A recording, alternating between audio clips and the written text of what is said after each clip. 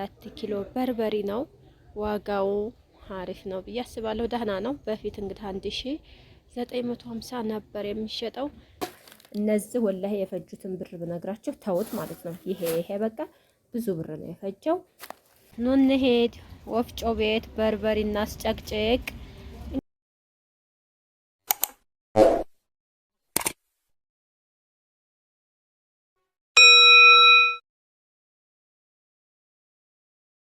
አሰላሙ አለይኩም ወራህመቱላህ ወበረካቱ። ውድና የተከበራችሁ የቻናሌ ቤተሰቦች አድማጭ ተመልካቾቼ እንደምን አላችሁ? በያላችሁበት ሰላማችሁ ይብዛ። ዛሬ እንደተለመደው በአዲስ ቪዲዮ መጥቻለሁኝ። የዛሬው ገበያ እንግዲህ ለየት ያለ ነው እንደምታዩት ማለት ነው።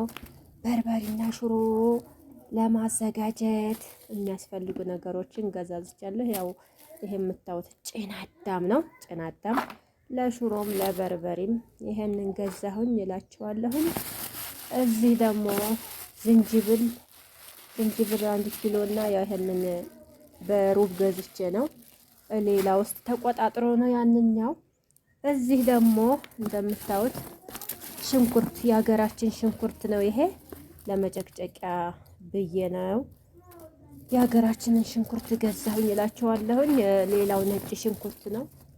ለሽሮ እና ቅመም የወጥ ቅመም ለማዘጋጀት ፈልጌ ነጩን ሽንኩርት በዛ አድርጌ ገዝቻለሁኝ።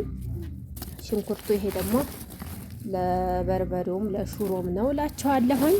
ያው በርበሬን ገዛዝቼ ፀሐይ ላይ አስጥቼ ፀሐይ እንደመታው እየጠበቅኩ ነው። ያው ይሄ 1 ኪሎ ዝንጅብል ነው። ይሄ ደግሞ በሩብ ጨምሬበት ነው ማለት ነው። 1 ኪሎ ከሩብ ነው። ለቅመምም ለሽሮና ለበርበሬም እንግዲህ ይበቃሻል ብለው እነሱ መጣጥነው ሰጥተውኛል። እኔ እስካሁን ድረስ ከአረብ ሀገር ከመጣሁኝ እናቴን አግዛለሁ እንጂ እኔ በራሴ ሁሉንም አዘጋጅቼ አላቅም። ያው ብቻ ይበቃል ብዬ ያልኩትን ገዛዝቼ መጣሁኝ። እስኪ የገዛሁትን በርበሬ ደግሞ ሌላ አሳያችሁ። እንግዲህ እዚህ ደግሞ እንደምታዩት በርበሬን አስጥቻለሁኝ። ፀሐዩም ተመችቷል። 4 ኪሎ በርበሬ ነው። ዋጋው አሪፍ ነው ብዬ አስባለሁ። ደህና ነው። በፊት እንግዲህ 1950 ነበር የሚሸጠው። አሁን ላይ ትንሽ ቀነስ ያደረገ ይመስለኛል። እዚህ ያው ጨው አስጥቻለሁ። ፀሐይ ሲመታው አይወረዛምና ደረቅ እንድልል ብዬ በርበሬን አስመትቼ እንግዲህ ከሰዓት ደግሞ እናበጃጃለን እላችኋለሁ። የሀገሬ ልጆች እንግዲህ እንድታግዙ ይመጣችሁ እንድታቀናጥሱኝ አብረን አበጃጅተን ደግሞ ወደ ወፍጮ ቤት እናስጨቀጭቃለን። እዚህ ደግሞ እንግዲህ ለበርበሬና ለሽሮ የሚያስፈልጉ ቅመማ ቅመሞች ናቸው ማለት ነው። ከመጨቅጨቂያው ውጭ ይሄ እዚህ ምንድነው ዝቃቅቤ ይባላል ማለት ነው። ሌላ ስም አለው መሰለኝ እኔ አላቅም።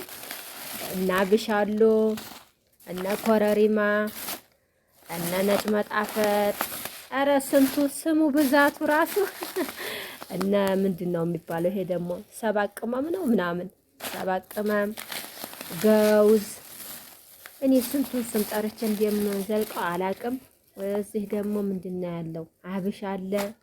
አብሹ እንግዲህ ለሽሮ ነው ተብያለሁኝ። በርበሬው ላይ አይገባም። እዚህ ደግሞ ምንድነው ያለው? ጎመን ዘር አለ። ሌላ ብዙ ነገሮች አሉ።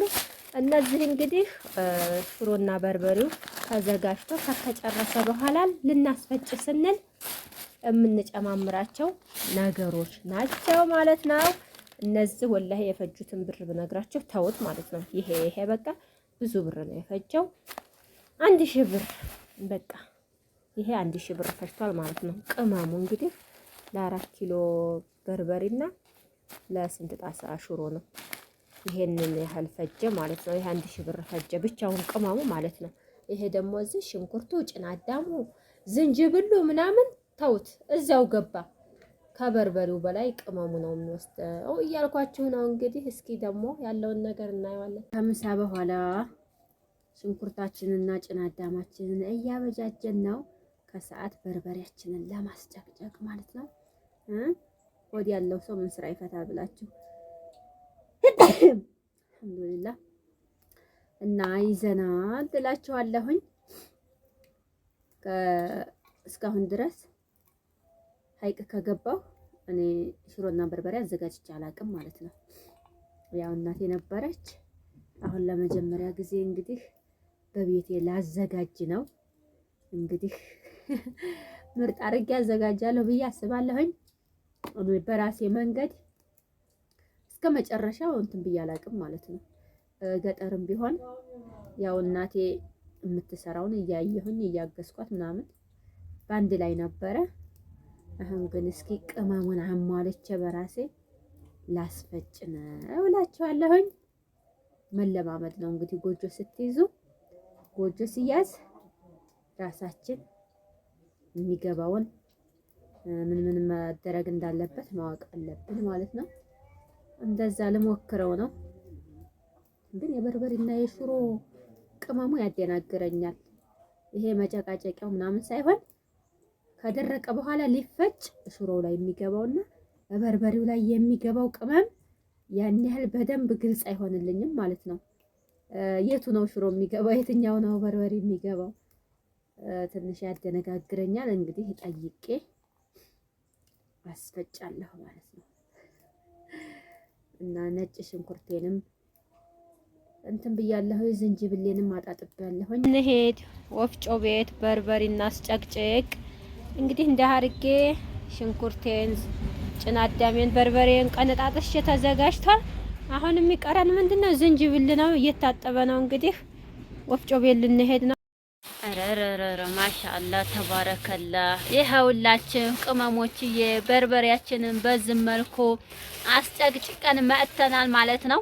ቤት አጥስ ምናምን እያልን እንትን ከምንል ሄድ ብለን በዚህ መልኩ ተጨቅጭቆ መጥቷል ማለት ነው። በጣም ላም ነው ያለው ማሻአላ። ይሄ በቃ የአንድ ቀን ፀሐይ ከመታው አለቀ ማለት ነው።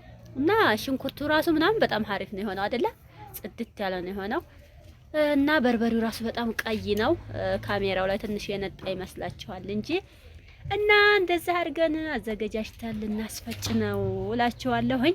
በቃ ምንድነው የሚባለው ይሄ ጎጆ ሲያዝ ማለት ነው ሙያውም ሁሉም ነገር ይመጣልና በነገራችን ላይ እኔ አይደለሁም ያዘጋጀሁት። ያው አንዳንድ ነገር ሽንኩርቱም ምኑን ነው እንጂ እኔ ይሄንን ሌላ ሰው ነው ቀነጣሶ ያበጃጀው እላችኋለሁ። ለማንኛውም ከወደዳችሁት ቪዲዮውን ላይክ እያደረጋችሁ እስከ መጨረሻው ተከታተሉት። ደግሞ ነገ አስጥተን ምናምን እንግዲህ አደራርቀን እንገናኛለን።